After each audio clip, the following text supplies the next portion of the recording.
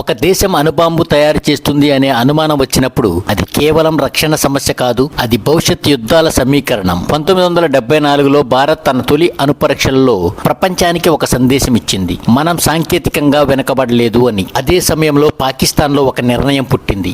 ఏమైనా సరే అణ్వస్త్రం సంపాదించాలి. ప్రపంచ రాజకీయాల్లోని సమతుల్యత అణుశక్తితోనే వస్తుందని వారు నమ్మారు. చైనా మద్దతు, ఉత్తర కొరియా సహాయం, అంతర్జాతీయ నెట్వర్క్ల సమీకరణం అన్నీ కలిశాయి. కానీ భారత్కు ఒక సమస్య ఉంది. ఆ సమస్య ఉందనే సమాచారం కూడా ఉంది, కానీ సాక్ష్యం మాత్రం లేదు.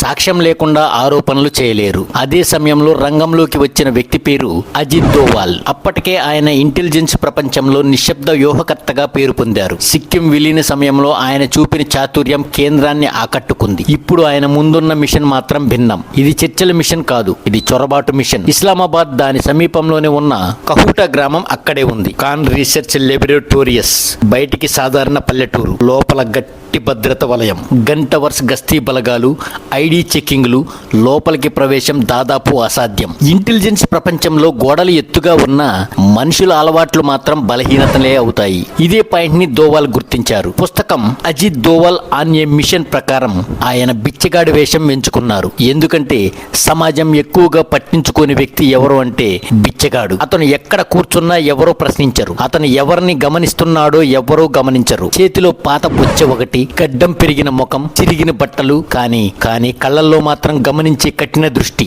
రోజులు గడిచాయి. ఆయన కహోటా వీధుల్లో తిరుగుతూ ఒక ప్యాటర్న్ ను గమనించారు. కొంతమంది వ్యక్తులు ఒకే టైమింగ్ లో వస్తున్నారు. వారి నడకలో ఒక నియంత్రణ ఉంది.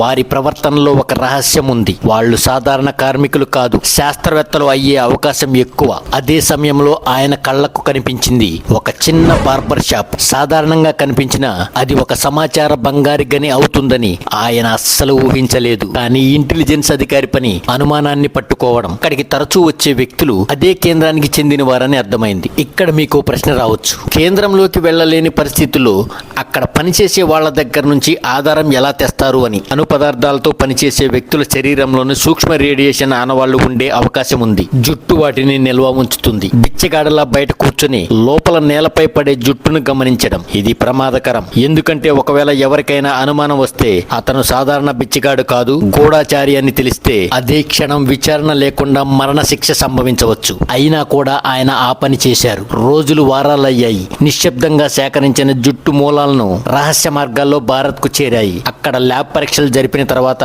ఫలితాల్లో యురేనియం ఆనవాళ్లు కనిపించాయని పుస్తకం చెబుతుంది. అదే క్షణంలో అనుమానం నిర్ధారణ అయింది. పాకిస్తాన్ అణు కార్యక్రమం ఊహ కాదు, వాస్తవం. ఇది ఒక బుల్లెట్ కాల్పు కాదు, కానీ ఒక దేశ భవిష్యత్తును ప్రభావితం చేసిన ఆధారం. పుస్తకం ప్రకారం ఈ సమాచారంతో పాకిస్తాన్ అణు పరీక్షలు సుమారు 15 సంవత్సరాలు ఆలస్యమయ్యాయని చెబుతుంది. అయితే ఈ వివరాలకు అధికారిక పబ్లిక్ ధృవీకరణ లేదు. కానీ 6 సంవత్సరాలు అండర్ కవర్ జీవితం గడపడం అనే అంశం మాత్రం ఆయన కెరీర్ లో చెప్పబడిన భాగం. 6 సంవత్సరాలు అంటే ప్రతి రోజు ఒక నాటకం, ప్రతి సంభాషణ ఒక పరీక్ష, ప్రతి ప్రార్థనలో ఒక జాగ్రత్త. ఒక తప్పు ఉచ్చారణ చాలు అనుమానం మొదలవుతుంది. ఇంటెలిజెన్స్ ప్రపంచంలో విజయం అంటే నీ పని బయటకు రాకపోవడం, నువ్వు హీరోగా గుర్తింపు పొందకపోవడం, దేశం సురక్షితంగా ఉండడం మాత్రమే. ఇక్కడ గెలిచిన ఎటువంటి న్యూస్ పేపర్లలో కానీ టీవీ ఛానల్లో కానీ రాదు.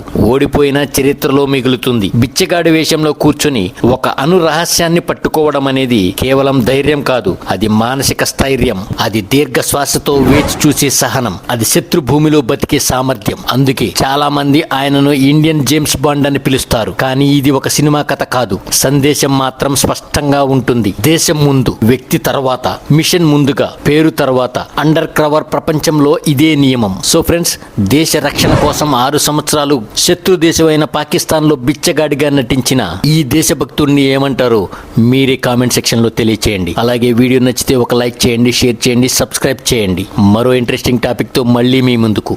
జై హింద్, జై భారత్.